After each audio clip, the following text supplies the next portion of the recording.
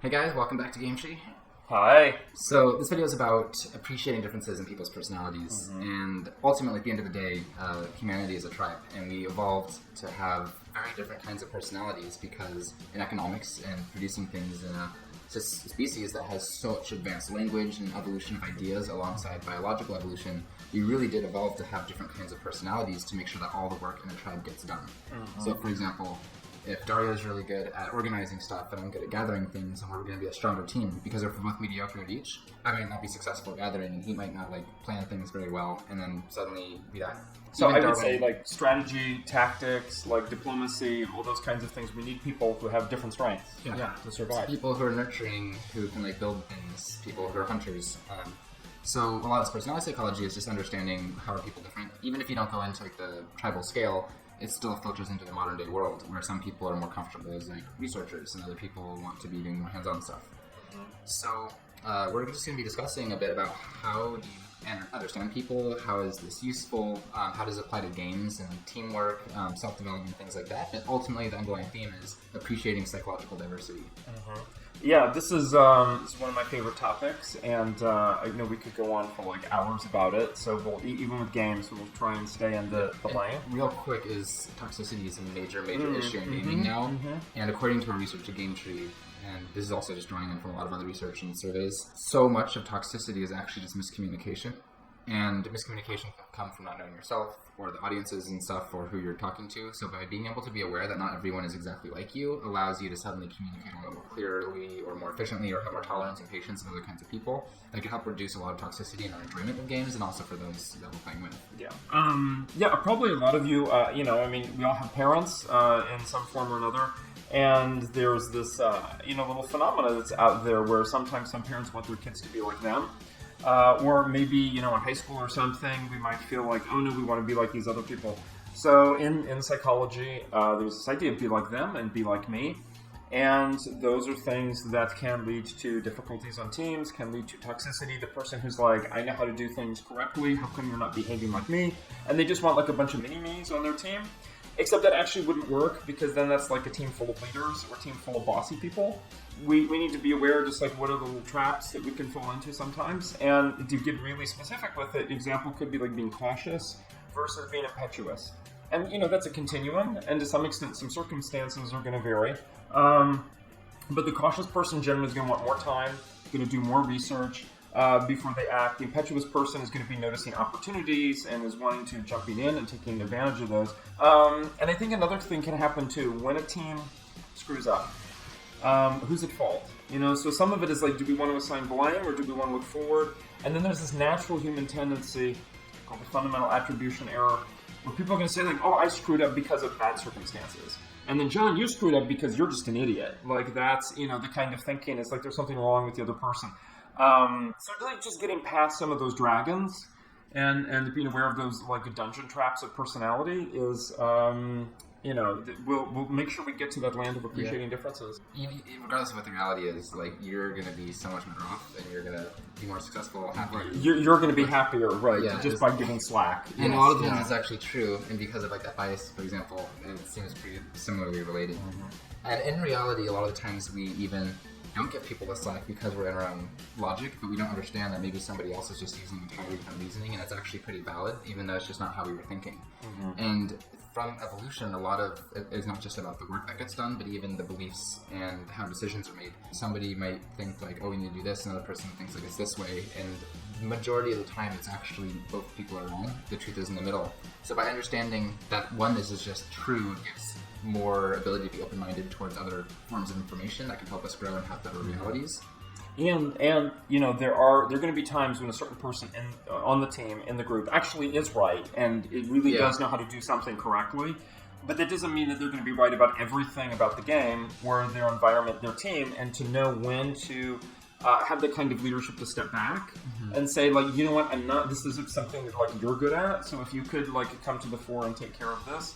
Even just that, so you get to be allowed to be right, for the things that you're good at, and also to be flexible with the other team.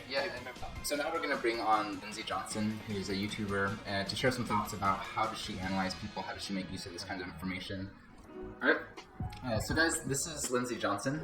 She's a member of the personality psychology community, has her own channel. LiJo. Yep. And she also is a tech entrepreneur building an app to help people be able to monetize by meeting, influencers monetize by meeting their audiences and consulting and hanging out with them and different sorts of opportunities around that. Yeah. You're also a designer, correct? Or art director? I'm a creative director. I like to say that I'm really good at faking design, and I'm really good at telling people what to do. So that's kind of that's my role in a lot of things. A lot of campaign development and things like that. So that's kind of what I do in the daytime, and then everything else happens after hours. So I want to bring you on here because we've been talking about personality psychology, and I thought it was interesting that you were asking me a lot of questions, being the same type as your main business partner in your company. And just your systematic approach to it, and it sounds like you were not only analytical and like accurate and insightful, but also your research process and how you even use this information I thought was pretty next level. So I was curious if you'd sort of share that, and also if you have any other stories about how you kind of take into account different types of people's personalities and just living daily life. So I've been in the personality community for, a limited amount of time, but really learning about how certain people, how their personalities are actualized in the real world has been a learning process to me. So there's certain parts of people that I can understand quite well. And, when I meet someone, I'm like, oh, I really understand the language that they're speaking in. I really understand these aspects of how they're communicating with me. It seems very familiar. But then there's the people that seem different and that they're harder to not just understand, but to really understand the language that they're communicating in. And I don't say language in terms of the English language or, their accent, but really what words are they using to get their idea across to other people, right? We hit certain things on the same level, but I'm not understanding why this one part of you is not adding up to me. And then at that point, then I kind of go into my research hole to figure out, okay, well, what parts of them am I not understanding? How can I understand those pieces better?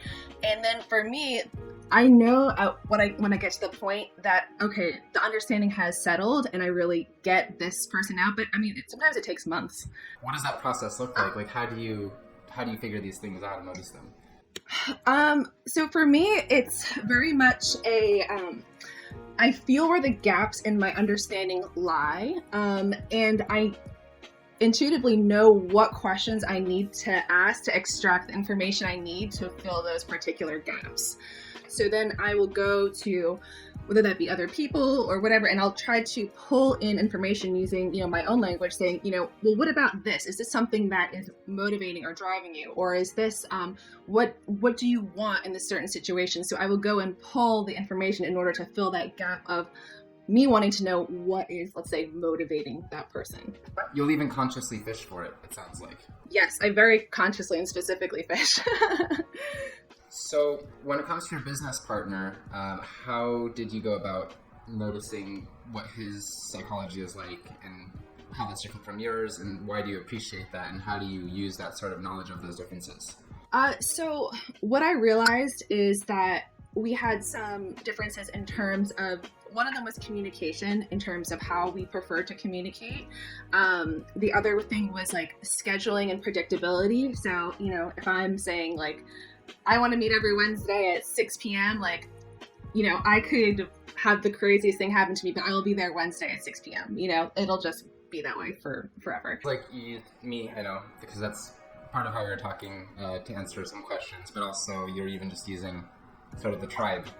I guess for you guys watching this, if you're on the GameTree Discord, there's a channel for personality types. So it sounds like what you could do is go and just specifically ask questions about typing people, what they do in certain situations, or how to handle different kinds of things as a resource. Do you have any gaming stories? Let's see, a good gaming story. Well, okay, so this would kind of relate is through the personality community on YouTube, I got to know one of my subscribers pretty well, who was really into virtual reality. And I had loved virtual reality, like one of the few times I had tried it, but he got me into, actually doing it. I got my own setup and everything like that. And and then we would communicate through VR, which is awesome. And I love VR gaming. I think it's amazing. So that was definitely a cool thing. And before then, I haven't really played any sort of games for years and years. So it was fun to get back into it.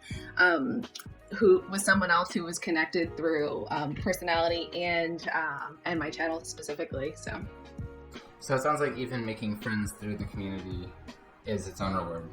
Yeah, I have more internet friends than any friends in real life. All right, well, Lindsay, thanks for joining us. And guys, if you want to see some more of Lindsay's content, look up LiJo. And do you want to just share a little bit about what your content is like?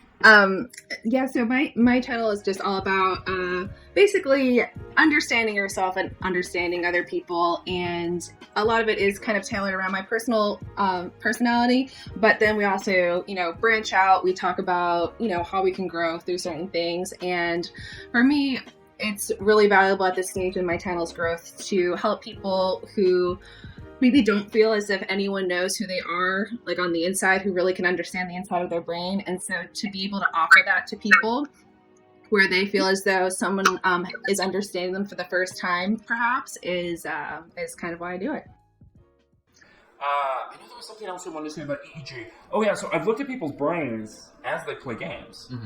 Not so much recently. I mean, I do Angry Birds every time. Which is just like a little hand-eye coordination thing. But looking at people doing Mario Kart versus Civilization, which are very different speeds and time scales, and how does the brain react? And it really does highlight that people are good at certain games because their brains operate differently and they're able to go into the modes. So Mario Kart requires this what I call tennis hop mode, and some people get into that really easily, and for some people it's more of a stretch. That so takes me. Very short story. I had been playing Knights of the Old Republic for 3 days straight, which was years ago. And I'm I have to take a break. I've run out of food in the house. So I go to the market to get soup. And there's just one moment where I see the soup up on the shelf, and I reach out my hand. And I'm why is the soup not coming to me? And it really was just a fraction of a second, but my brain has been wired now to have telekinesis. And then I'm okay, I'm playing too much. Let me take an hour break. Yeah. What would you say for the person who's wondering, should I stretch a little bit more to get on well with my team, or should I look for another group? Yeah, that's really tricky, and I think there's a lot of factors that could go into that. But I think ultimately a lot of it is growth mindset.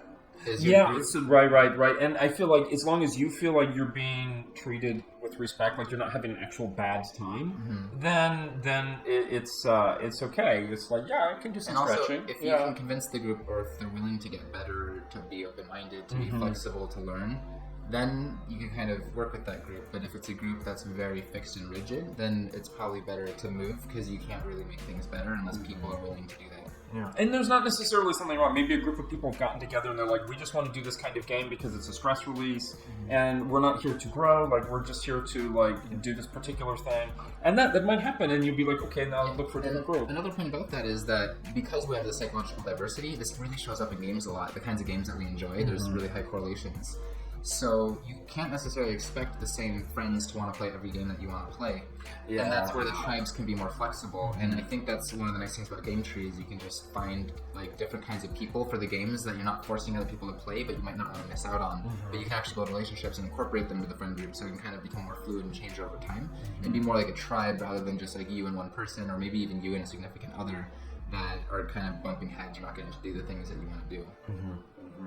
It's hard for us to know ourselves too objectively, and every test is going to be wrong a lot because of a variety of reasons. It's impossible to have good ones. So what you can do is find people either in the community or friends and have them even read the descriptions. Maybe there's a top 2 or 3 that sound like you, and they'll probably know it better than you will. They'll be able to read 2 or 3 descriptions and be this one's you more accurately than you'll see yourself.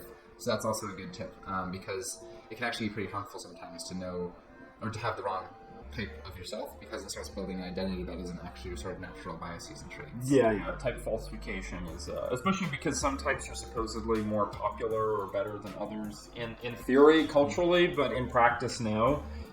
We need all of them, which I think gets down to this idea of conflict and how to mention that and manage that. If something comes up when we say, and maybe we're suggesting it's like, oh, well, if you use personality framework, then you're not going to have conflict in your group. But I'm not going to say that either, because there's this nice little thing called team life cycle, which says that conflict is part of every team. And in fact, you need to have conflict on the way to getting better results. Because once the group forms and it goes through like what are the norms of the group, what are the values, if people get to know each other, then that actually often creates space for people to have conflict and be like, yeah, I've gotten you to know you well enough that like I feel like I can criticize you now about stuff. And I think as long as people do that respectfully and with the sort of language in mind about personality, and then in the end it's not even doesn't matter what you're using, what model. Most of them are pretty good. Most of them are going to get you 80% of the way there.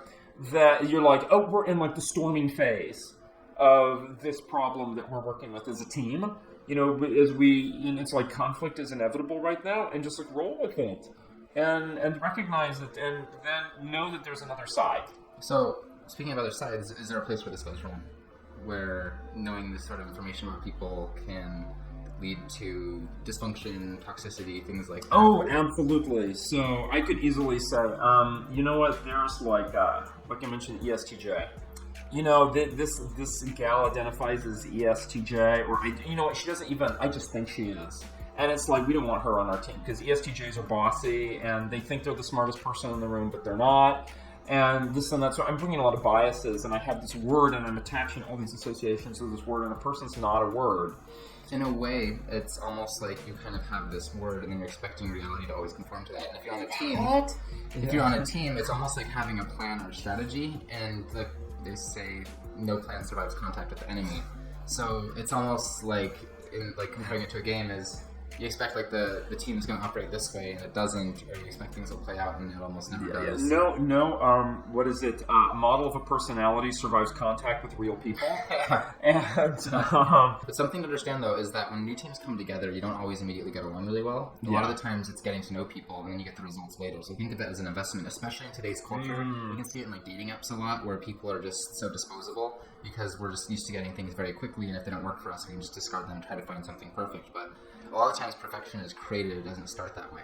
So being able to invest in people, take the time to understand them, even if at first things don't seem perfect, a lot of the most perfect things are the things that you don't appreciate or recognize right away.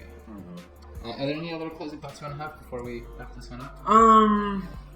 I think really it's circling back to what you said at the beginning about seriously versus fun.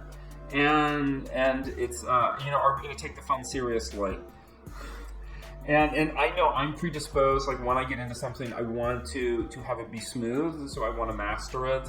And sometimes that means like playing on my own for a while, so I'm like really comfortable with the controls and I learn the different sequences and stuff. So I'm not like trying to figure that out as I'm going with other people, and that's okay. So I take that part very seriously so that I can have fun. Yeah. And that's also a preference that you have, because we're all different, where some people might want to just dive right in and not want to be training or practicing unnecessarily and pick it up, or some people are super highly conscientious and not wanting to slow other people down. So try to be aware of like where do you stand on that spectrum, have that self-knowledge, so that you can just sort of act appropriately and also just understand that other people like choose differently, and that's just how they are. So not to let it trigger you or for you to trigger them, so we can all just seriously have more fun in the future. The happy fun time. I think that's it for now. See you guys next time. Absolutely. Thank you for tuning in. Cheers.